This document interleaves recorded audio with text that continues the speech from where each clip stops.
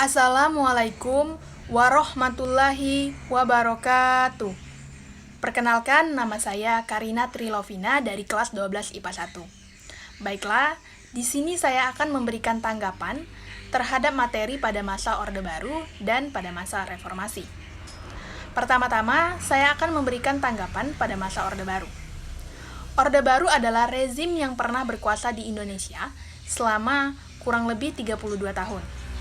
Yaitu dari tahun 1966 sampai dengan tahun 1998. Penamaan ini dipergunakan sebagai perbandingan dengan Orde Lama, sehingga pemerintahan ini dianggap sebagai pembaharuannya.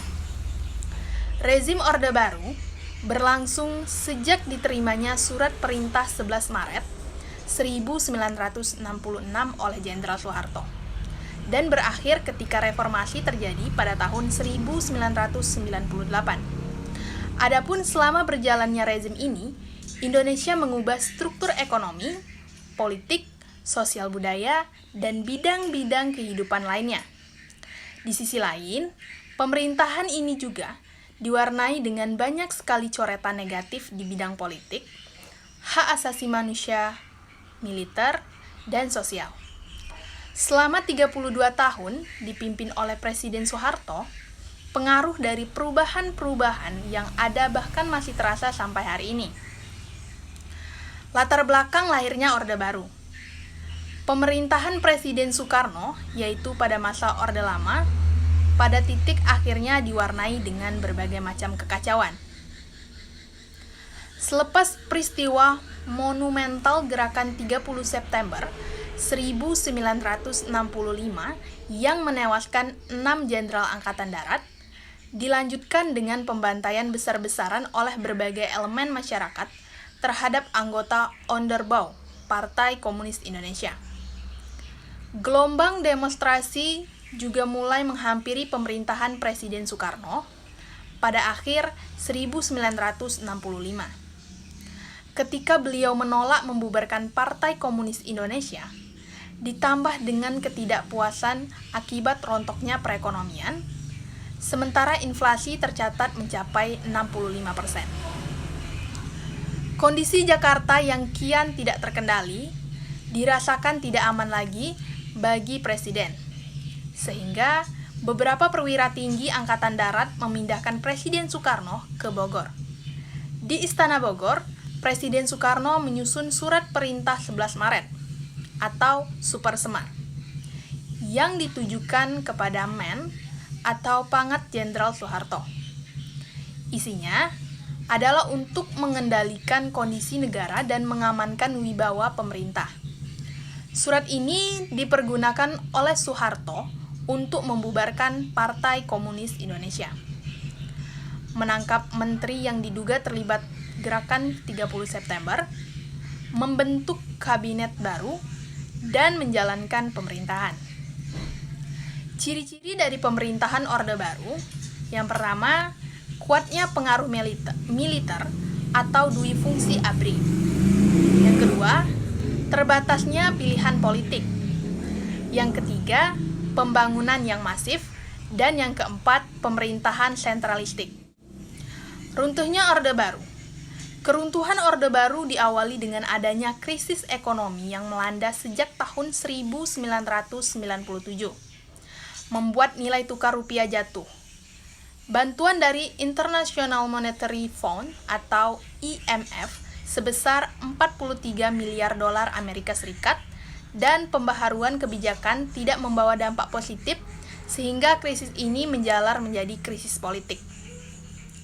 Kepercayaan terhadap pemerintah menurun, sehingga kerusuhan, demonstrasi besar, dan bahkan penjarahan terjadi terutama di Jakarta. Krisis politik dengan singkat menjadi kekacauan sipil yang menuntut adanya reformasi pada tahun 1998. Dalam melaksanakan pembangunan, pemerintahan Orde Baru mendapat kepercayaan dari dalam maupun dari luar negeri. Rakyat Indonesia yang dalam 6 dasawarsa sangat menderita. Sedikit demi sedikit dapat dientaskan Namun, sangat disayangkan kemajuan Indonesia hanya semu belaka. Hasil pembangunan telah menciptakan kesenjangan antara yang kaya dengan yang miskin. Hal ini terjadi karena adanya praktik-praktik korupsi, kolusi, dan nepotisme, atau KKN, yang berkembang dalam kehidupan bangsa Indonesia. Akibatnya terjadi krisis multidimensional di berbagai bidang. Seperti pertama, krisis politik karena terlalu lamanya Presiden Soeharto berkuasa kurang lebih 32 tahun.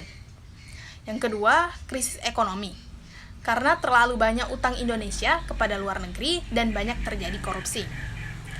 Yang ketiga, yaitu krisis sosial. Pertikaian sosial yang terjadi sepanjang tahun 1996 telah memicu munculnya kerusuhan antar agama dan etnis. Misalnya di Situbondo atau Jawa Timur, Tasikmalaya atau Jawa Barat, Senggau-Ledo atau Kalimantan Barat, yang meluas ke Singkawang dan Pontianak.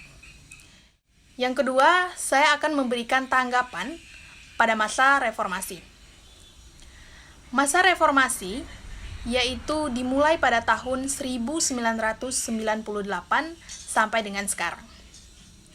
Masa reformasi di Indonesia adalah masa setelah berakhirnya pemerintahan Orde Baru. Masa reformasi dimulai pada tanggal 21 Mei 1988 saat Presiden Soeharto mengundurkan diri dan digantikan oleh Wakil Presiden B.J. Habibie.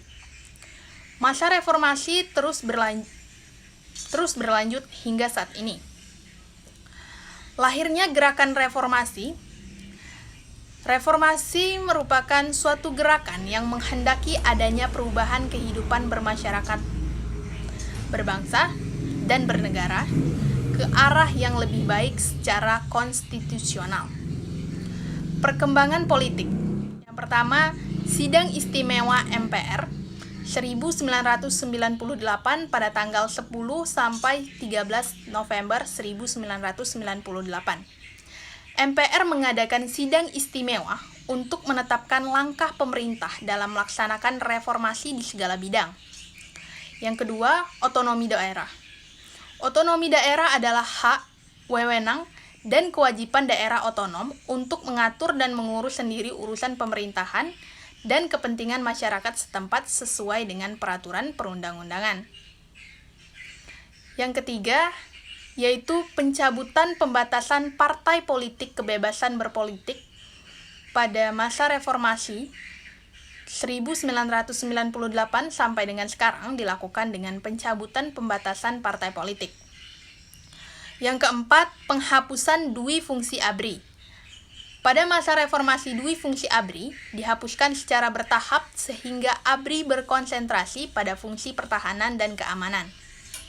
Yang kelima, penyelenggaraan pemilu sejak dimulainya masa reformasi hingga tahun 2015. Pemerintah telah melaksanakan 4 kali pemilihan umum, yaitu pemilu tahun 1999, 2004, 2009, dan 2014. Pemilu tahun 2004 adalah pemilu pertama yang memungkinkan rakyat untuk memilih presiden secara langsung. Perkembangan ekonomi. Pemerintahan Presiden B.J. Habibie, yaitu kebijakan dalam pemerintahannya, pertama menjalin kerjasama dengan International Monetary Fund atau IMF, atau Dana Moneter Internasional, untuk membantu dalam proses pemulihan ekonomi. Yang kedua, menerapkan independensi Bank Indonesia agar lebih fokus mengurusi perekonomian. Yang ketiga, melikuidasi beberapa bank yang bermasalah. Yang keempat, menaikkan nilai tukar rupiah terhadap dolar Amerika hingga di bawah Rp10.000. Yang kelima, membentuk lembaga pemantau dan menyelesaikan masalah utang luar negeri. Pemerintahan Presiden Abdurrahman Wahid. Pemerintahan Presiden Megawati Soekarno Putri. Kebijakan yang ditempuh. Yang pertama, meminta penundaan pembayaran utang sebesar 5,8 miliar dolar Amerika. Yang kedua, mengalokasikan pembayaran utang luar negeri sebesar 116,3 triliun rupiah. Ketiga, kebijakan privasi badan usaha milik negara atau BUMN. Pemerintahan Presiden Susilo Bambang Yudhoyono. Kebijakan yang ditempuh yang pertama, mengurangi subsidi bahan bakar minyak. Yang kedua, pemberian bantuan langsung tunai, program BLT diselenggarakan. Yang ketiga, pengurangan utang luar negeri. Yang keempat, kehidupan masyarakat Indonesia pada masa reformasi. Kehidupan sosial. Pada masa reformasi, masyarakat lebih bebas menyuarakan berbagai aspirasinya. Hal ini didukung dengan adanya reformasi di bidang komunikasi. Pendidikan pemerintahan pada masa reformasi menjalankan amanat Undang-Undang Dasar 1945 dengan memprioritaskan anggaran pendidikan sekurang-kurangnya 20% dari anggaran pendapatan belanja negara atau APBN. Pertama, berbasis kompetensi, kurikulum berbasis kompetensi. Kedua, tingkat satuan pendidikan atau kurikulum tingkat satuan pendidikan. Ketiga, kurikulum 2013. Kebudayaan. Dalam bidang kebudayaan dilakukan upaya pelestarian budaya dengan mendaftarkan warisan budaya Indonesia ke Unit National Educational, Scientific, dan Culture Organization atau UNESCO, atau Organisasi Pendidikan, Keilmuan, dan Kebudayaan Perserikatan Bangsa-Bangsa. Baiklah, itulah saja penyampaian singkat dari saya. Lebih dan kurang saya mohon maaf. Akhir kata, wabillahi taufik walhidayah. Wassalamualaikum warahmatullahi wabarakatuh.